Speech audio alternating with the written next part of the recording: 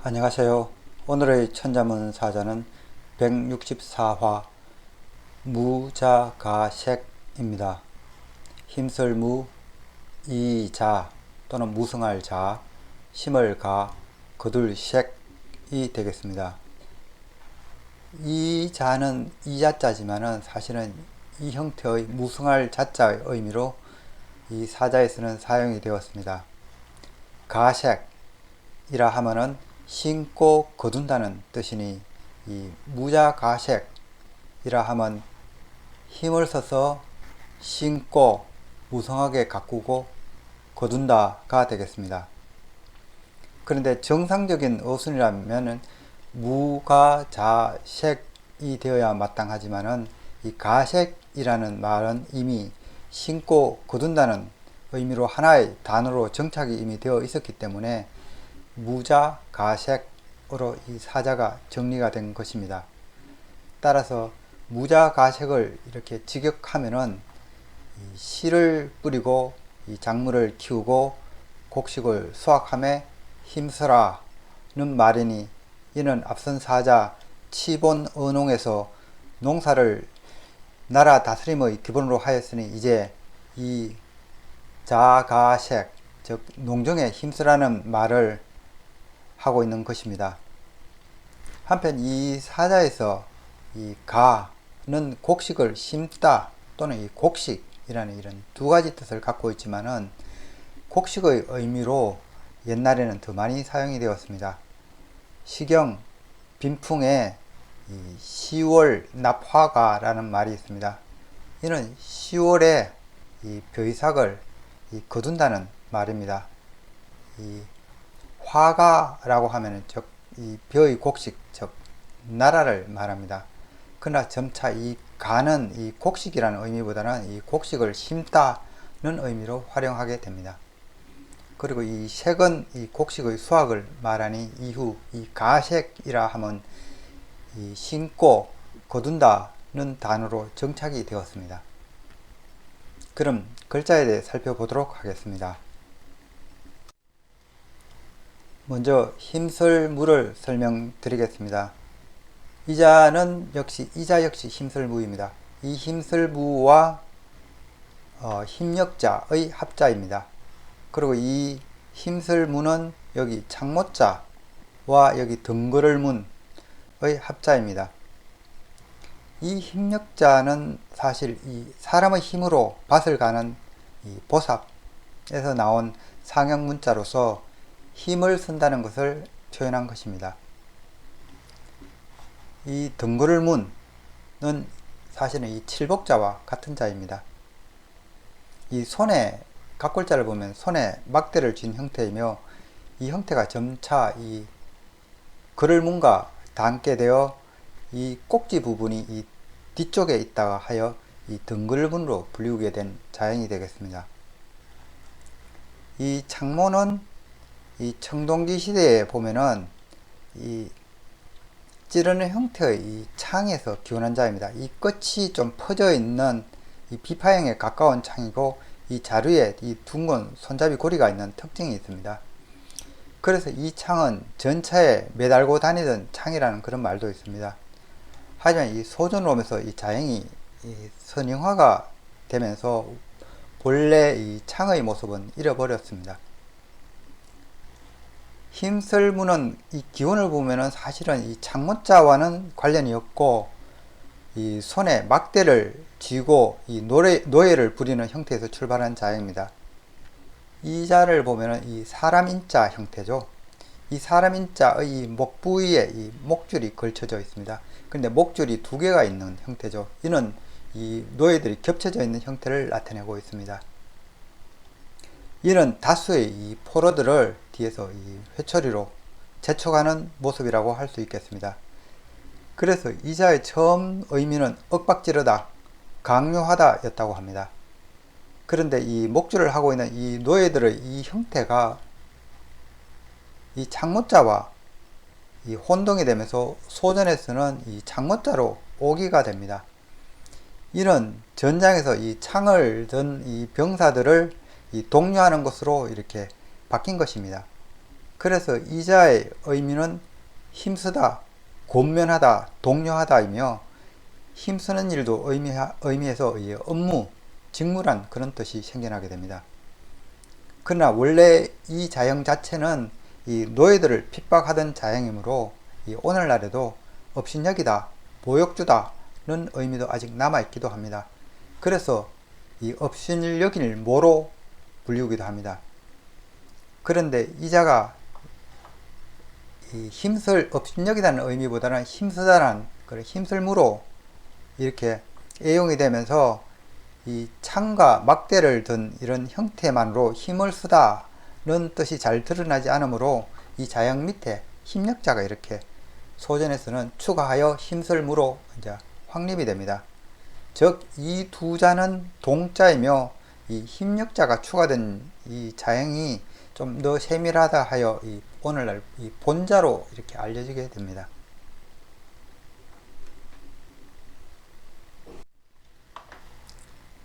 다음 자는 이자, 우승할 자입니다. 이자는 이 거물현이 두 개로 병렬로 있는 형태입니다.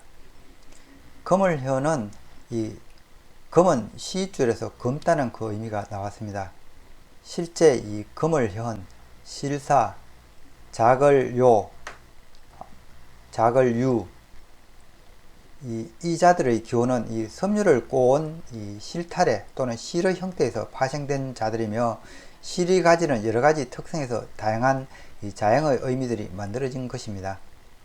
실제 거물현과 실사의 각골자는 이 섬유를 꼬아 만든 실 또는 그 실로 만든 이 활의 현이란 그런 의미로 사용이 된 자들입니다. 석기시대 유물로는 이 돌화살 촉이 종종 발견되기 때문에 실제 이 시위줄의 기원은 구석기 시대까지로 추정하고 있습니다. 이 활의 현은 시위라고 하며 이 활의 양끝 이 고자에 이 걸치는 이 현의 이 둥근 형태를 이 싱크라고 하는데 이 거물현의 이 두 개의 둥근 원은 이 싱크를 의미한 것으로 보고 있습니다. 그런데 옛날 시위줄은 천연 섬유를 꼬아서 만들었기 때문에 내구성을 높이기 위해서 발수가 뛰어난 옷 또는 이 송진을 발라서 그 색이 검붉은 색을 띄웠습니다. 그래서 이자는 이 활의 시라는 의미보다는 나중에는 점차 검붉다, 검다라는 그런 의미로 주로 사용하게 됩니다. 또한 이 검거나 검붉은 그 색이 뜻하는 고요하다, 멀다, 아득하다는 뜻도 추가가 되었습니다. 그래서 오늘날에는 주로 이 자형은 이 활의 현이라는 의미보다는 검다는 의미로 주로 사용이 되고 있습니다. 실사는 각골자를 보면은 이 둥글게 꼬인 이 두 개의 원 아래에 작은 세 개의 섬유가닥이 나와 있어 이 작은 섬유가닥을 꼬아서 이 실을 만든 것을 확실히 하고 있습니다. 검문에서는 이 거물현과 구분 짓기 위해 이 둥근 형태를 세 개로 하거나 아니면 세사를 이렇게 확실하게 드러내었습니다. 소전에서는 좀 더 확실하게 구분하기 위해서 거물현은 위에 세사를 위에 배치한 것이 거물현, 아래에 배치한 것이 이 실사가 되겠습니다. 이자는 이 각골자와 검문을 보면 이 세사가 없는 것을 보아서 거물현이 두 개 합쳐진 것임을 알 수가 있습니다. 즉 활의 이 시 두 개를 합친 것을 나타내고 있는 걸 알 수 있습니다. 소전에서도 이 세사가 위쪽에 배치되어 있기 때문에 그 의미가 확실하게 이자가 거물현이 두 개가 합쳐진 것이 이 이자자임을 알 수가 있습니다. 이자는 이 자리라는 그런 의미를 갖고 있습니다.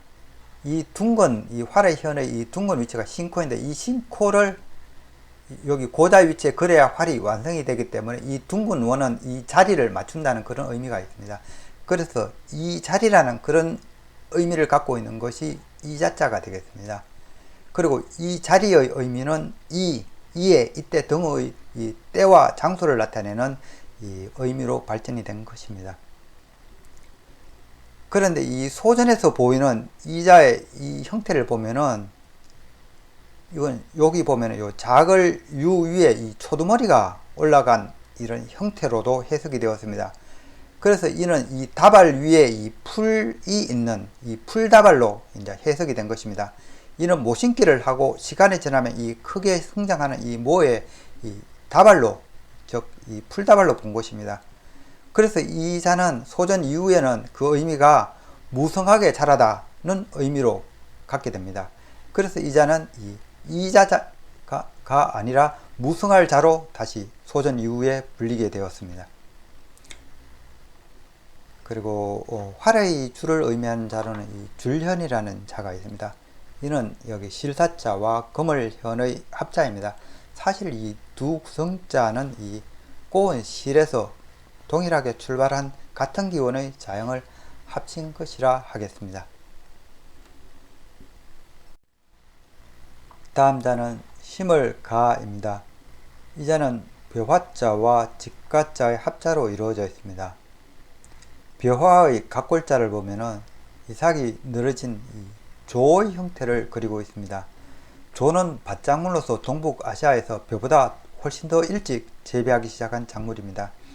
그러나 후대로 오면서 벼가 사람들의 주식으로 자리 잡게 되면서 자연스럽게 이 자는 이 벼를 의미하게 되었고, 더 나아가 이 모든 곡물을 대표하고 있는 자가 이 벼화자가 되겠습니다. 소전 이후로는 벼의 의미로 쓰이면서 이 이삭의 형태가 없어지고 위에는 이 간단하게 획이 그려지게 됩니다. 그래서 이 획의 의미 때문에 이 어린 삭으로도 해석이 되어서 이 어린 모라는 그런 뜻도 생겨나게 됩니다. 직가는 이 여기 보면은 이 진면자와 돼지시의 합자로 되어 있습니다. 각골자도 그러합니다. 이 진면자의 기호는 이 움집 형태가 있고 이 안에 돼지가 있는 모습입니다. 사실 이 자형은 이 머리 구조를 보면은 돼지시보다는 이 개견자에 가깝습니다. 그러나 이 각골이나 건문에서 이 돼지시와 개견을 구분하는 가장 큰 특징은 이 꼬리 부분입니다. 이 꼬리가 이렇게 뻗쳐 있으면은 돼지, 그리고 이 꼬리가 이렇게 둥글게 위로 말려 있으면은 개견자입니다.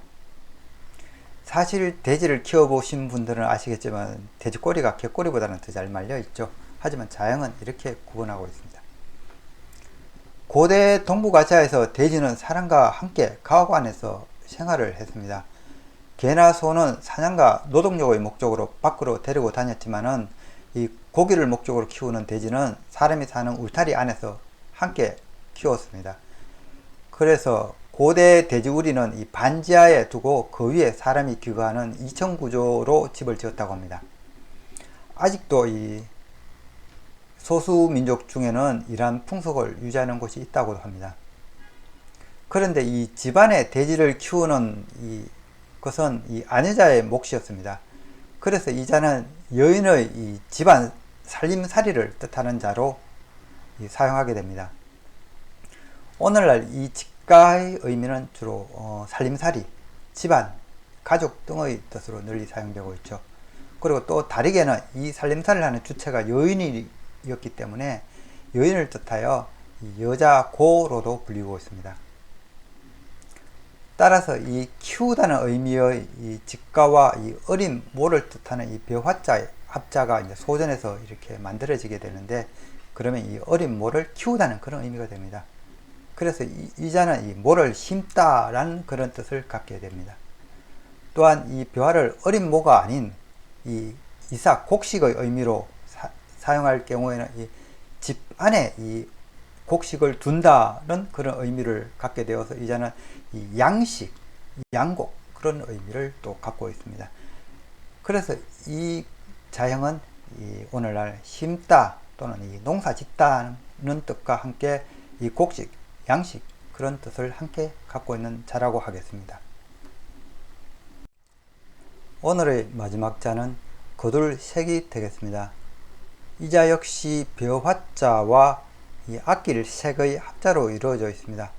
그리고 이 악길색은 위에 보면 보리맥과 밑에 돌회자의 합자입니다.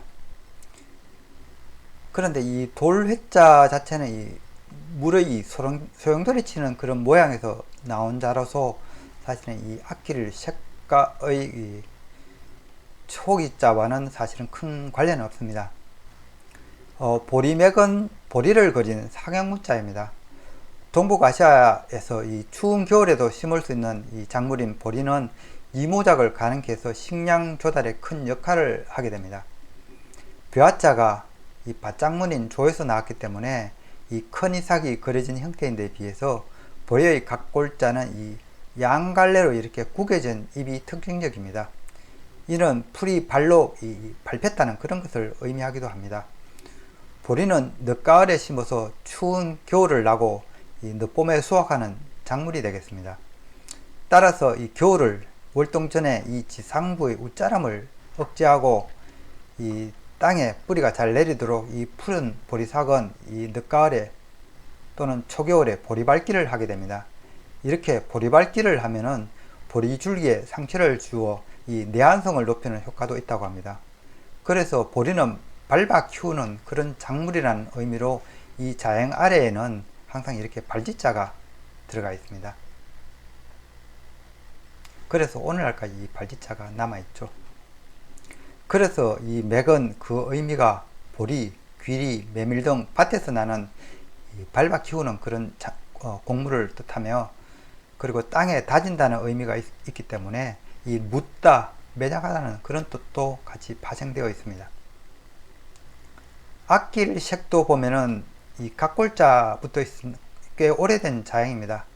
사실 이 악길색은 처음에는 이 거두다, 수확하다는 그런 의미로 만들어진 자형입니다. 각골자를 보면은 이 두 개의 단 위에 수확한 보리가 이렇게 쌓여 있는 형태입니다.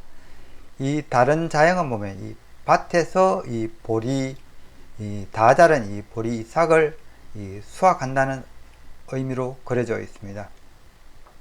그런데 이 검문 자형을 보면 이 자는 보리는 아니고 이 형태는 이 벼로 그려져 있습니다.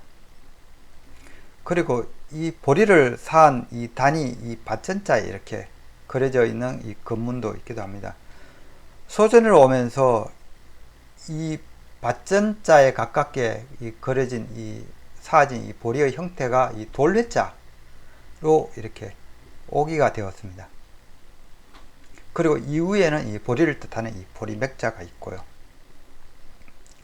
이는 이게 둥글게 이렇게 보리단을 이렇게 수확한 걸 이렇게 보리단을 둥글게 이렇게 말아 놓았다는 것을 의미한 것으로 비춰지고 있습니다.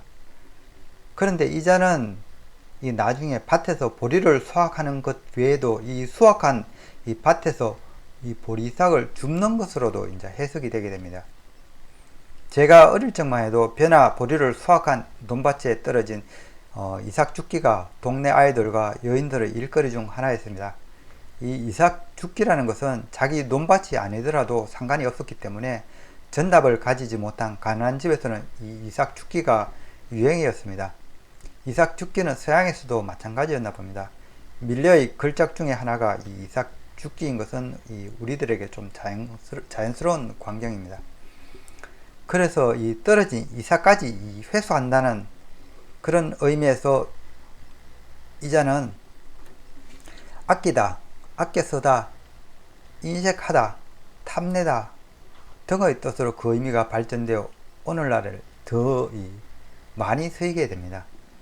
그러다 보니 이 이삭을 수확하다는 그런 의미를 나타내는 자형으로 소전에서는 이 자형에다 곡식을 대표하는 이 벼자가 이렇게 변에 추가하여 이 수확하다는 의미의 거둘색을 따로 만들게 됩니다. 원자는 인색하다, 아끼다는 의미로 사용하게 되고요.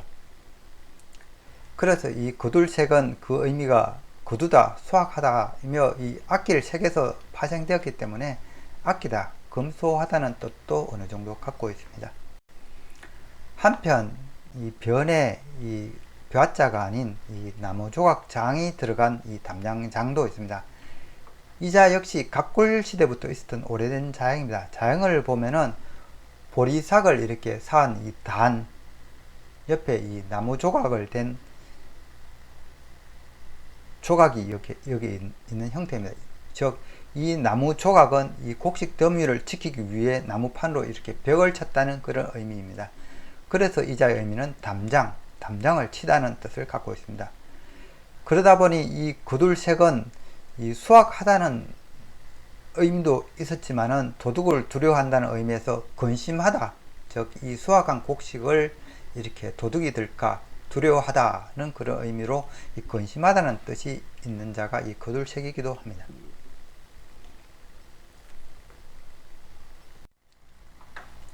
이상으로 오늘의 천자문 사자 무자가색, 즉 모를 심고 무성하게 하여 곡식을 수확함에 힘선다는 사자성어를 마치도록 하겠습니다. 사자 무자가색은 치본 어농의 기치 아래 농사에 힘쓰도록 하는 이 모습을 담은 사자입니다. 이와 비슷한 말로는 춘생하장, 추수동장이란 말이 있습니다. 이 추수동장은 이 천자문 6화에 이미 한번 나온 사자이기도 합니다. 춘생, 봄에 삭을 틔워, 하장, 여름에 성장시키고, 추수, 가을에 수확하여, 동장, 겨울에 저장한다는 말이 되겠습니다. 이 자의 출처는 사기 태사공 자서, 이 부, 춘생, 하장, 추수, 동장, 이 차, 천도지, 대경야라, 이 불순, 정무, 이위, 천하, 강기이니라 에서 나온 말입니다. 여기서 이 부자는 이 농사를 짓는 농부를 의미하는 것 같습니다. 즉, 이 농부가 춘생하장, 추수동장 하면 천도의 큰 흐름이니 이에 순응하지 않는다면 천하의 기강이라 할 수 없다는 말입니다. 지금까지 시청해 주셔서 감사합니다.